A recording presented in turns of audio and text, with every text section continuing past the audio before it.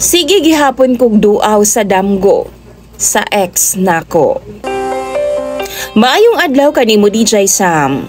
Ingon man sa imuha mga viewers o followers. Tawagan na lang ko sa pangalang Maymay. Dili na ako ni tinuod nga pangalan. Og 26 anyos ko og taga Mindanao.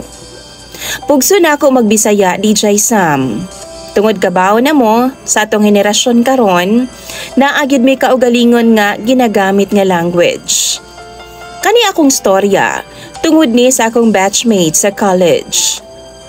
Naan ako'y partner karon na DJ Sam og kasluno na sabmi.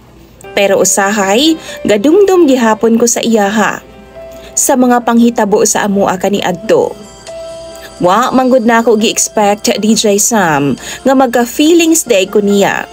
Or basin tungod rapod ni sa nahitabo sa amua kaniadto. Tawgo na lang nato siya sa pangalang MC. Di pud na niya tinuod nga pangalan. Since sa first year college pa mi DJ Sam, close na mi ani niya. I mean, sa Facebook rami close kay di man ko niya ginapansin sa personal. Pero, pirmi na ako siya mabantayan nga sigig tan-aw sa akua. Usahay gani no, tutukan ko niya. Wa sad ko'y pakialam kani adto kay nakapokus man ko sa akong pag-eskwela.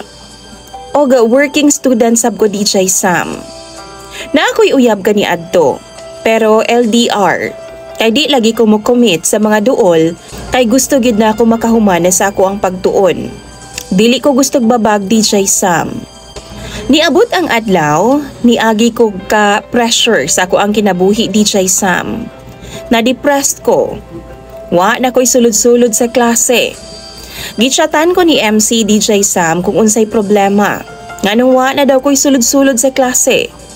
Mao to nagkaistoryahan ay ming duha ug napagawsa nako siya sa akong problema. Tungod niya DJ Sam na motivate ko pagbalik nga i-pursue nako ang akong pag-eskwela. Si MC wa na nakapadayon sa pagtuon. Fast forward, nahumanan nako ang akong mga subjects. Sige mag-travel, aglaag sa akong mga close na classmates DJ Sam. Patch rapod namo ni MC. Samtang si MC, wa na pud ko'y kita-kita sa iyaha. Pero one time, nikalit lang siya chat sa akua nga musabay daw siya sa amua sunod pa bukid. Why halo ng mali siya. Tanan inamigo ra gyud. Og tanan amigo pod si MC. Mao to, niabot ang time nga nagkita na gyud mi. Kay baw mo maura gihapon si MC. Mabantayan gihapon nako nga sige siya pasiplat sa akua. Usahay kay baw ko nga ginatutukan ko niya DJ Sam. Naapagani to'y time nga giingnan ko niya nga bagay daw sa ako ang hair color. Guwapa daw ko. Ni-smile rapod ko sa iya DJ Sam og nagpasalamat. Niabot ang adlaw, Pasko kadto DJ Sam. Gi-invite ko ni MC ug uban namong ka-batchmates nga magtapok-tapok daw mi. Libre daw niya. Gisundo ko niya apan ang uban namong classmates, wa misulpot. Kamirang duha.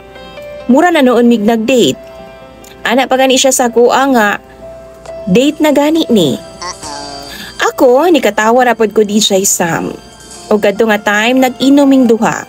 Dala istorya sa mga nangagi.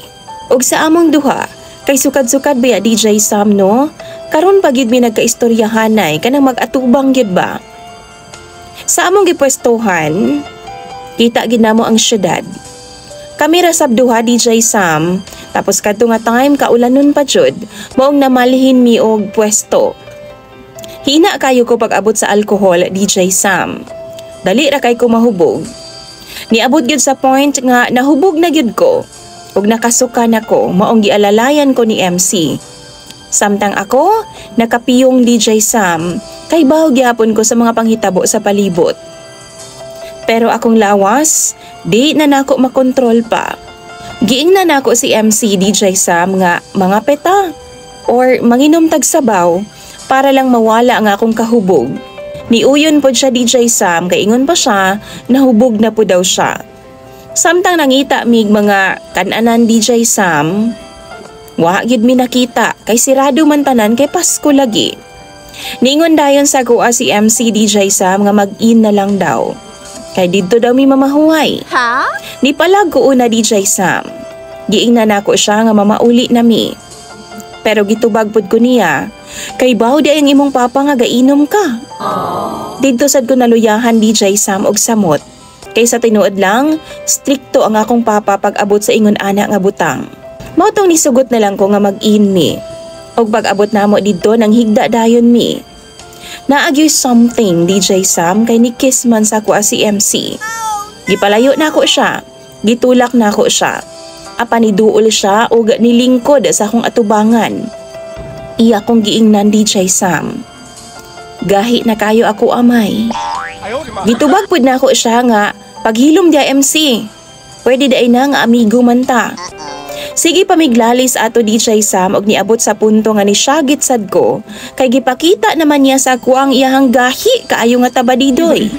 Pero giingnan ko niya DJ Sam nga wa daw mi dautan nga gibuhat kay parehas daw ming duha nga single. Pero amigo mi DJ Sam. Og didto do na gyud nahitabo. Gigusto man sabnuon ako DJ Sam. Og sa nawasan naming duha, didto na nako na-realize nga mali ang tanan namong nabuhat. Pero naay part sa ako DJ Sam nga gigusto sab nako. Giatod ko niya pauli DJ Sam og ni chat dayon siya sa ako og sorry. Merry Christmas, May. Kung kita na lang di ay May. Gusto na ako siya DJ Sam, klaruhon ko na. Pero murag nakaminos man sa ako si MC. Kay kung gusto ko niya, nganong wa man ko niya gipursu sa lahi nga pamaagi. Tungod ato DJ Sam wa na may communication niya.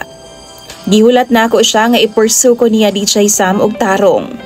Pero wa man, maong na-realize na ako nga basin sa kahubog rato niya. Hangtod nilabay ang pila ka tuig, hangtod karon, sige na ako siya kadamguhan. Makita na ko siya nga nag-post siya glaag-laag DJ Sam og siya rang usa. Ginaadto niya ang among mga ginatambayan kaniadto. Sa karon DJ Sam, do na nako'y partner. Og sa ako anang gikaingon, magpakasal na sad mi puhon. Pero si MC, ingon sa di na ako siya makalimtan og pirmi man ako siya madamguhan. Mga viewers na DJ Sam, tambagi daw ko ninyo. Daghan kayong salamat kay napagawas na nako akong gibati. Please lang pod, i-correct lang ang akong mga sayop nga mga Bisaya. Imong sender DJ Sam og follower, May May.